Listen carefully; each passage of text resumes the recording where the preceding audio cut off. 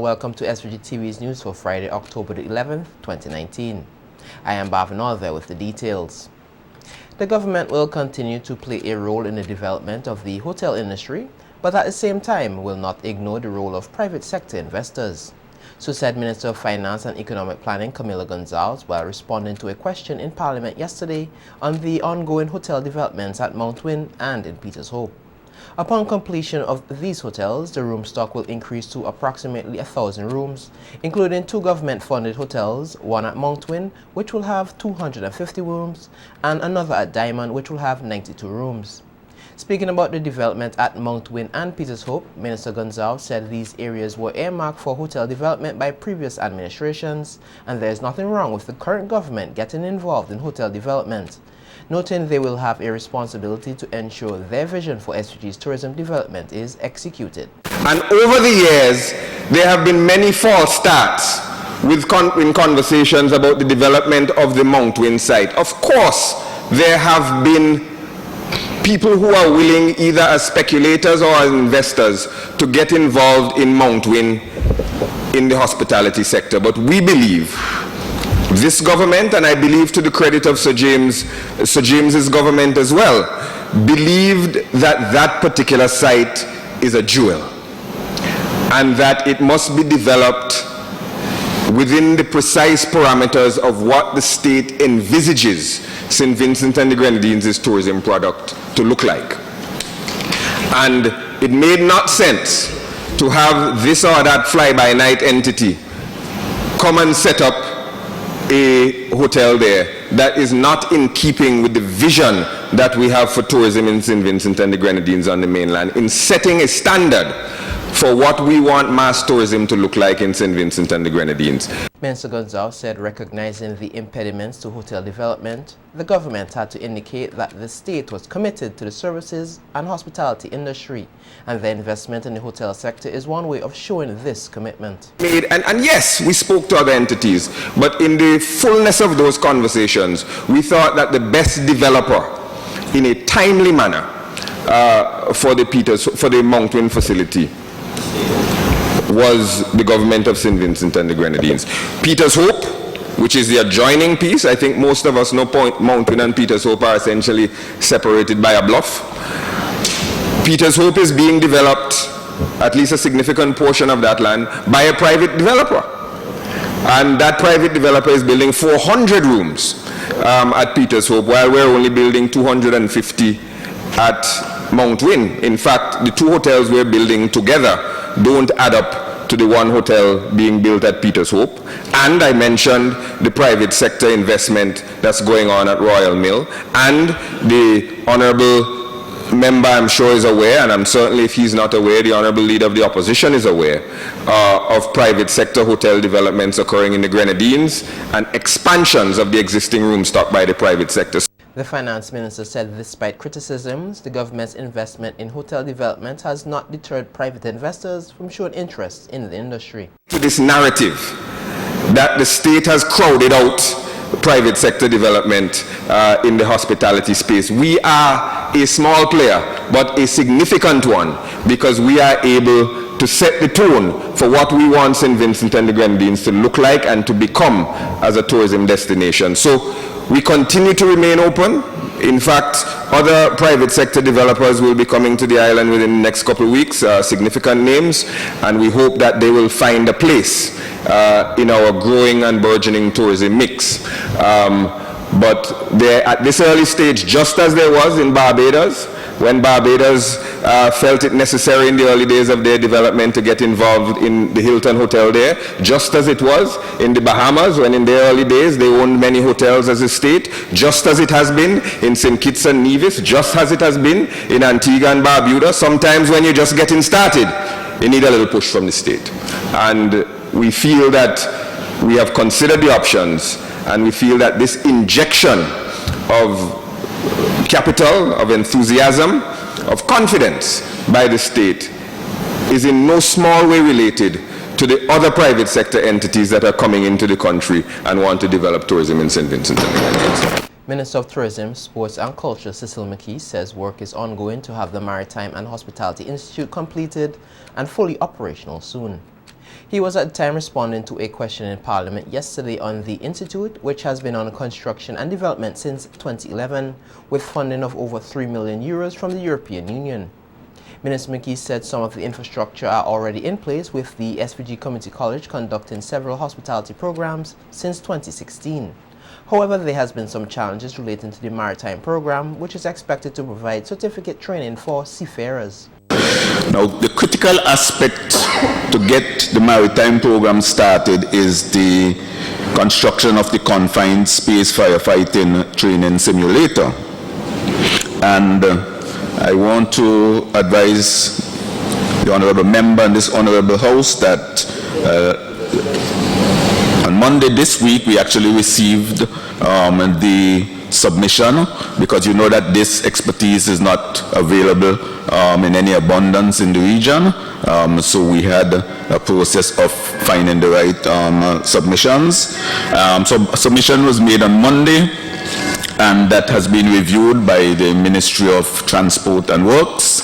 And I think we are at the stage now where we can now submit to Cabinet for a review after it has gone through all the assessment stages, and that we can move into the actual construction phase of that component of the project.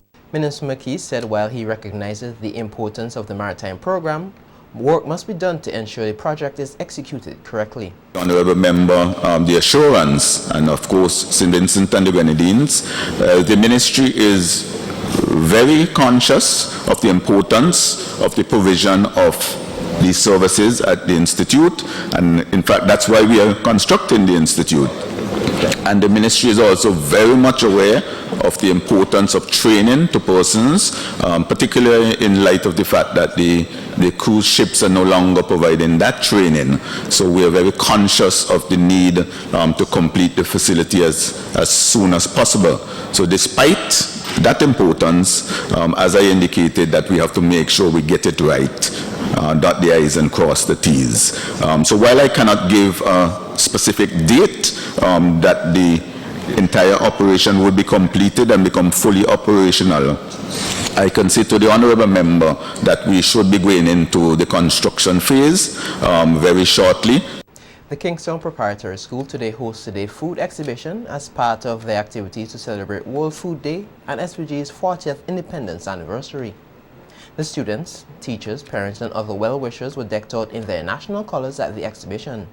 As we hear in this report by Larissa Pugsy-Kidd, Minister of Agriculture Sabosa Caesar, who visited the exhibition, used the opportunity to encourage parents and guardians to promote healthy eating habits in their children. Across SVG are being encouraged to introduce their children to fruits and vegetables at an early age. The appeal came from Minister of Agriculture Sabosa Caesar, who said this should be reflected in the children's lunch packs daily. Minister Caesar was speaking at a food exhibition hosted today at the Kingston Preparatory School in observance of World Food Day and as part of the school's activities to celebrate SVG's 40th Independence Anniversary. I want to say to you, no, I don't want you to drink all that sugary stuff. I want the mothers and fathers to squeeze some lime. I hear some of them say, no, squeeze some lime. Use the golden apple skin and blend it up.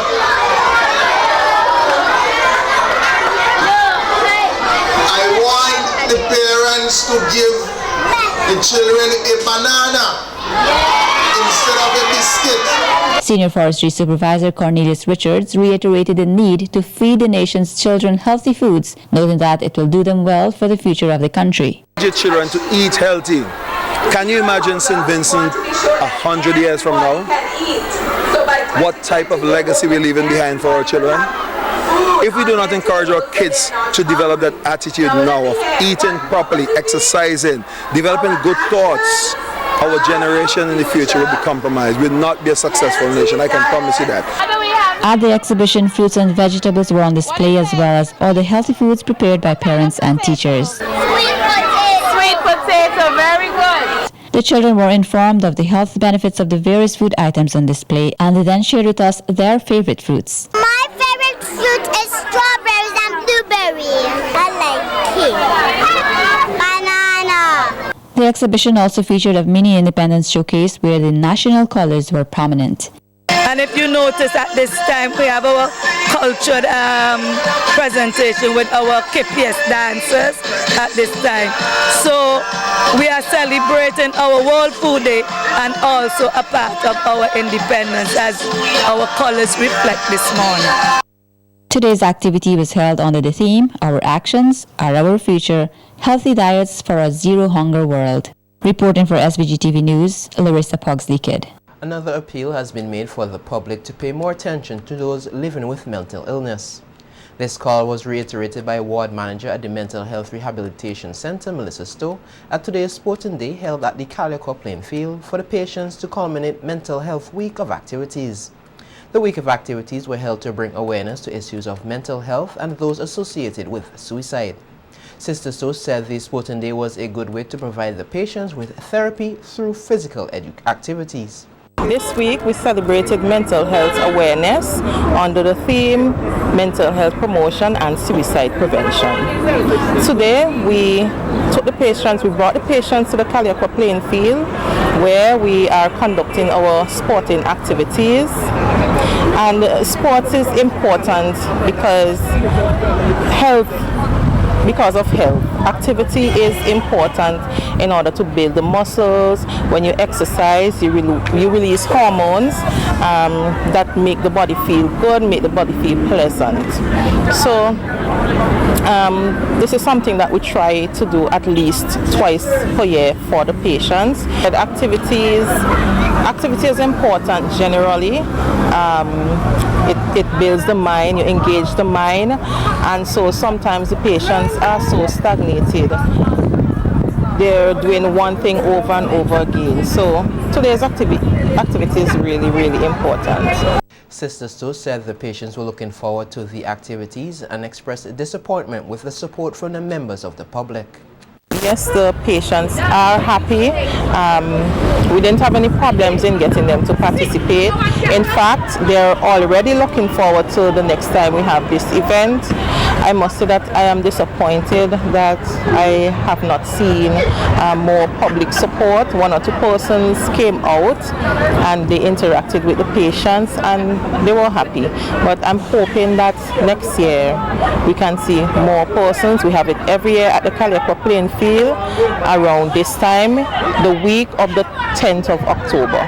So I'm extending an early invitation to the public to come out and join the patients and staff of the Mental Health Rehabilitation Center. And today's event is taking place in conjunction with the sports department. So I want to say thank you to them. Our news team caught up with some of the patients and staff at the institution who were enjoying the sporting activities.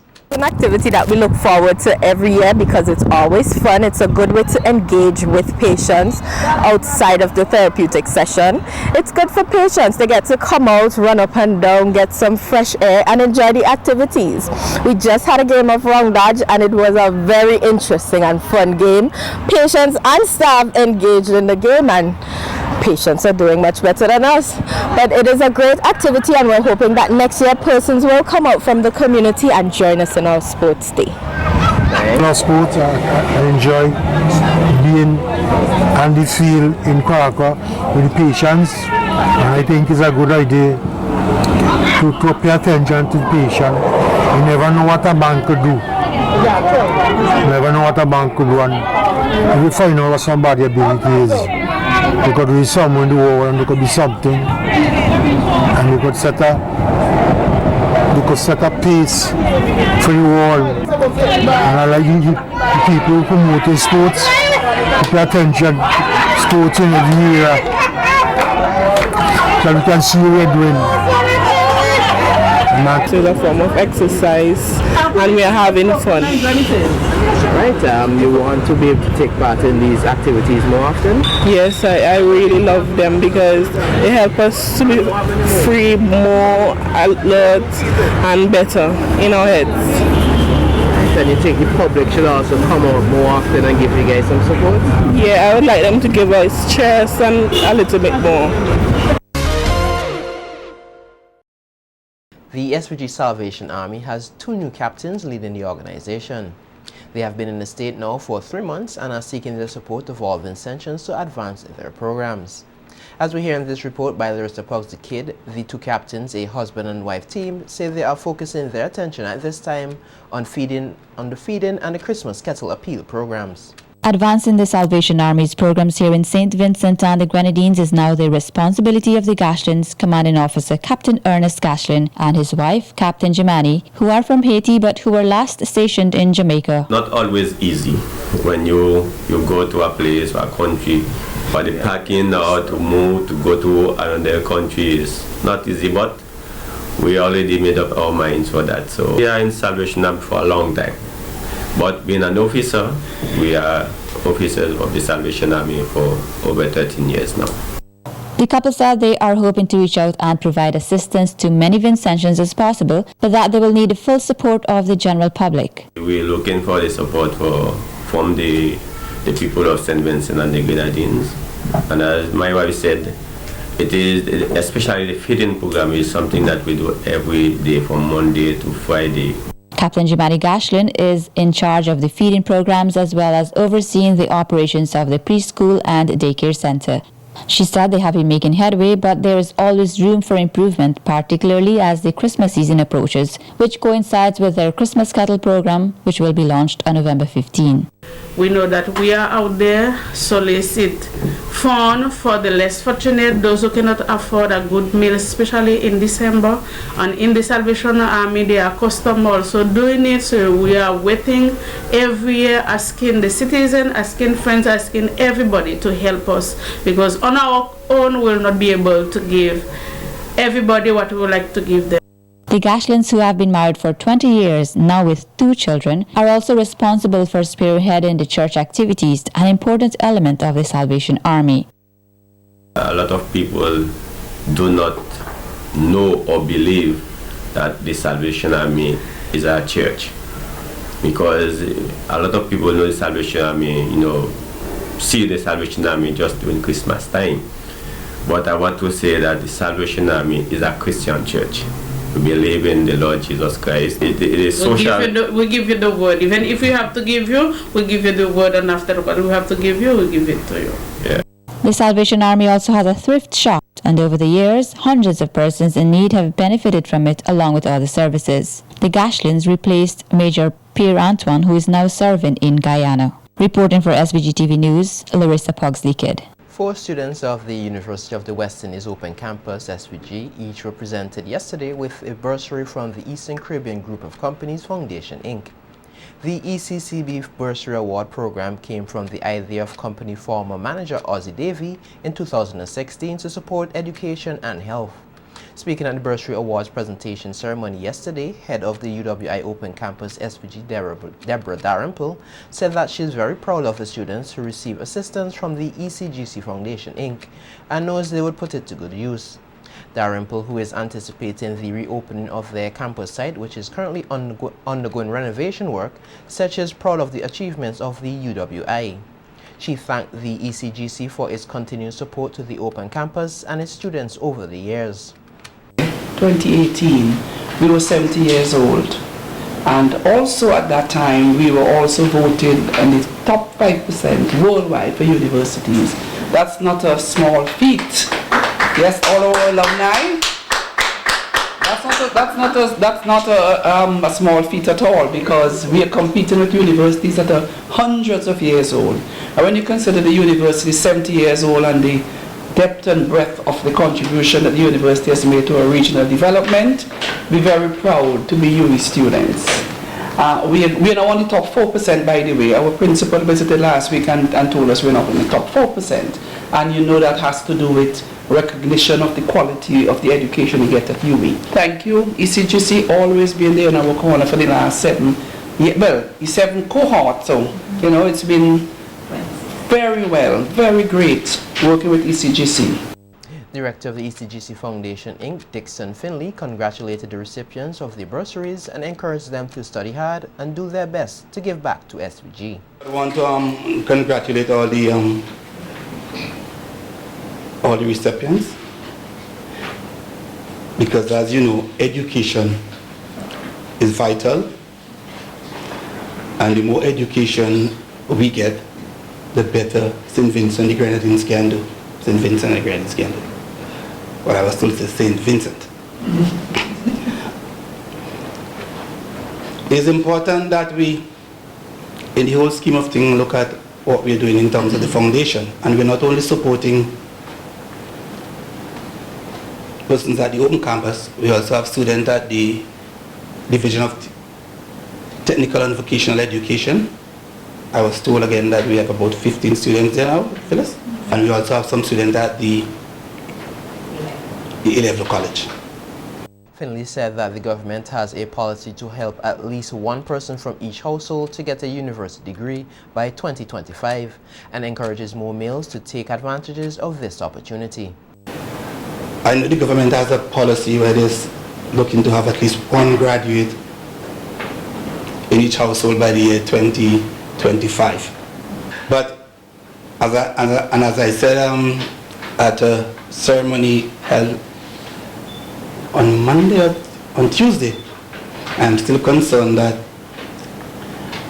every time we go to an award ceremony, I'm only seeing the females. Today is 4 females and all females and no males. I'm encouraging my male counterparts. The open campus is here to welcome you. Make sure you register. Make sure you do your best. Because if we continue in this way, I don't want St. Vincent to come a point when we have to import import husbands for the ladies who are highly qualified. And I say this in a The SVG National Mediation Committee will be hosting a week of activities from October the 13th through 18th, 2019 to promote court-connected mediation in the state. It usually said from the committee said one of the objectives of the week of activities is to bring awareness of the benefits of mediation to persons in conflict and the wider community. The highlights of the week of activities will be a panel discussion on SVG-TV on Monday, October the 14th at 8 p.m., a lecture on Wednesday, October the 16th by Regional Mediation Coordinator Francis Compton at French's House, a mediation and legal aid clinic on Thursday, October the 17th at the Old Library Grounds in Kingstown, and a mediation dramatization at the House of Assembly on Friday, October the 18th at 2 p.m. The National Mediation Committee embarked on a public awareness campaign in May 2019, which is projected to run for an initial period of 12 months. The public awareness campaign is being conducted under the Judicial Reform and Institutional Strengthening Project, which is managed by the Caribbean Court of Justice and funded by the Canadian government.